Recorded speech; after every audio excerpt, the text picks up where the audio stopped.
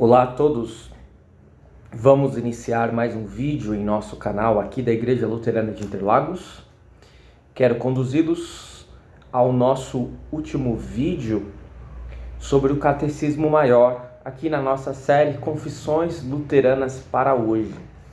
Na última parte do Catecismo Maior, nós temos uma recomendação muito importante de Lutero acerca da confissão de pecados. Está como título Breve Exortação, é uma exortação à confissão de pecados. Nós podemos observar que Lutero, ele luta contra dois extremos. O primeiro extremo era a exigência, a obrigatoriedade de se confessar pecados. Isso ocorria no contexto medieval, no contexto da Igreja Romana.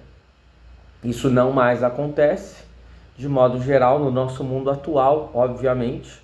Ninguém está sendo aí detonado ou está sendo cobrado para confessar os seus erros. Só que hoje nós vivemos um outro extremo, que já estava tendo início lá no período de Lutero, quando houve então essa virada e de algo que todos eram obrigados a fazer e todo mundo tinha que fazer, não importava como, passamos então para uma situação em que ninguém mais fez. Se antes todas as pessoas confessavam seus pecados, mas não confessavam de coração, confessavam porque eram obrigadas, e às vezes confessavam até coisas que não tinham feito porque precisavam confessar, hoje ninguém mais confessa pecados. E aí nós temos um sério problema. Nós vivemos em um mundo onde há muitos culpados, mas poucas pessoas assumindo suas responsabilidades. Vivemos em um mundo onde muitas vezes apontamos o nosso dedo, mas nós não assumimos as nossas culpas. Vejam só o que Lutero diz. A respeito da confissão de pecados, sempre temos ensinado que ela deve ser algo que fica a critério de cada pessoa. E com isso afastamos a tirania papal na medida em que todos nos livramos da obrigação e da pesada e insuportável carga que foi imposta à cristandade. Claro, ser obrigado a fazer isso não é algo positivo. Além do mais, a necessidade de enumerar todos os pecados tornou esse processo muito difícil e resultou em grande tormento para as consciências. Por quê?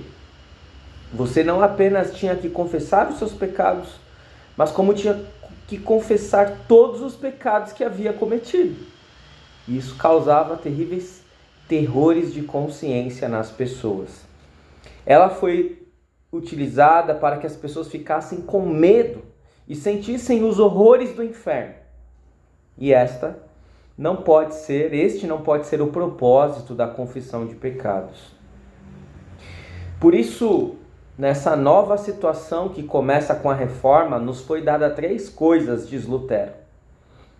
Não precisamos mais fazer confissão de pecados por obrigação ou por medo. Ficamos livres da tortura de enumerar detalhadamente todos os pecados. Segundo, e além disso, temos a vantagem de saber como fazer uso salutar da confissão para consolo e fortalecimento da nossa consciência. Então a reforma tirou essa obrigatoriedade de confessar pecados, tirou essa obrigatoriedade de enumerar detalhadamente todos os pecados. E ainda nos concedeu uma grande vantagem de confessar os nossos pecados de uma forma saudável, salutar. Infelizmente aprendemos bem demais, diz Lutero, porque agora fazem o que bem entendem, aproveitando-se da liberdade como se nunca mais devessem ou tivessem de fazer confissão de pecados.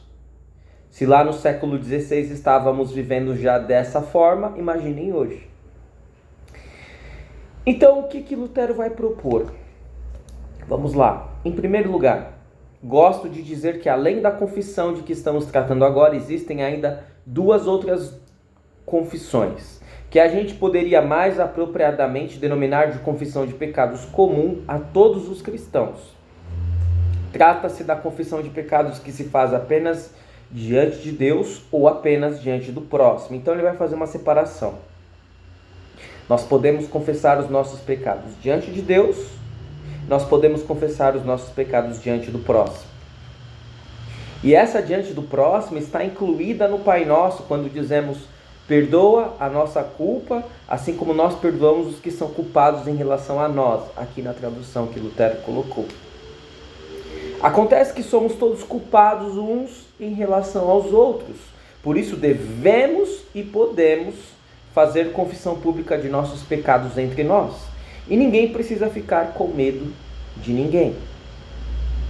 Além dessa necessária confissão pública de caráter diário, temos a confissão particular, que ocorre apenas na presença de um irmão. Então, temos a confissão pública que podemos fazer lá na igreja, no culto, que é uma confissão geral.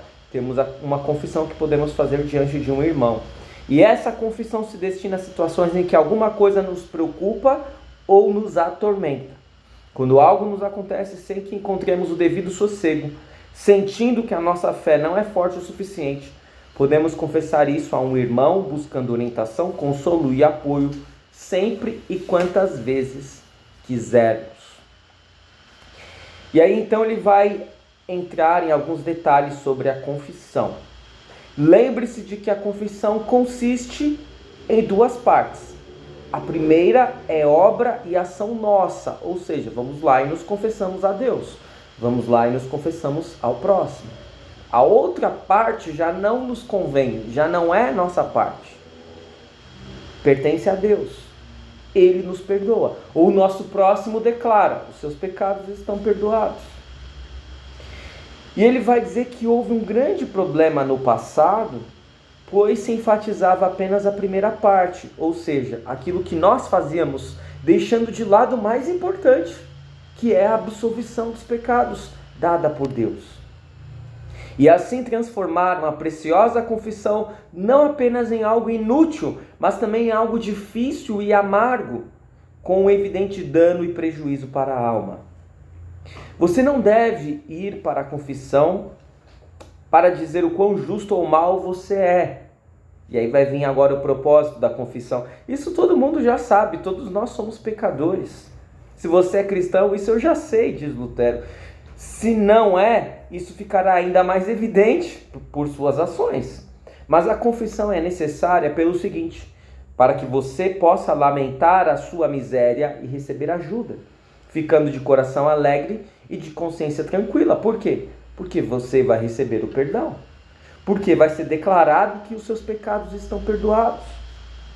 A nossa admoestação é que você faça a confissão e apresente a sua necessidade, não para que veja nisso uma obra que você faz, mas para que você ouça o que Deus tem a dizer a você. E reafirmo que você deve levar em conta a palavra ou a absolvição, considerando-a como algo grande e precioso, como um grande e excelente tesouro a ser recebido com muito respeito e gratidão.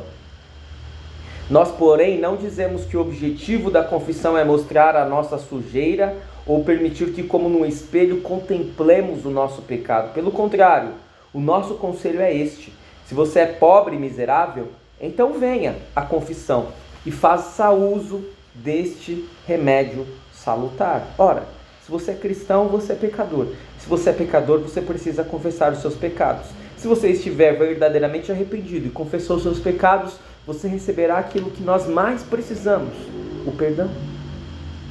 Por isso, ao admoestar para que se faça a confissão, eu não estou fazendo nada diferente do que admoestar a que você seja um cristão. Se eu conseguir fazer com que você seja um cristão, também terei levado você a fazer a confissão. Porque se você é cristão, você vai confessar os seus pecados. Se você é cristão, você fará isso constantemente, porque você peca constantemente, assim como eu. Se você é cristão, você fará isso e receberá o perdão. E não há nada mais maravilhoso do que podemos ouvir: os seus pecados estão perdoados. Nós ouvimos isso no culto, Mas é muito bom também ouvirmos isso privadamente. Não abandone a confissão privada. Adote-a. Se você não se sente bem em procurar o seu pastor para fazê-lo, chame um irmão, uma irmã a quem você confia, que com certeza manterá aquilo que você disser em segredo. Confesse os seus pecados. E se você estiver verdadeiramente arrependido de seus pecados, seguramente os seus pecados serão perdoados. Confesse. É muito bom, é saudável e tira uma carga e um peso das nossas costas. Espero que este vídeo tenha sido de proveito.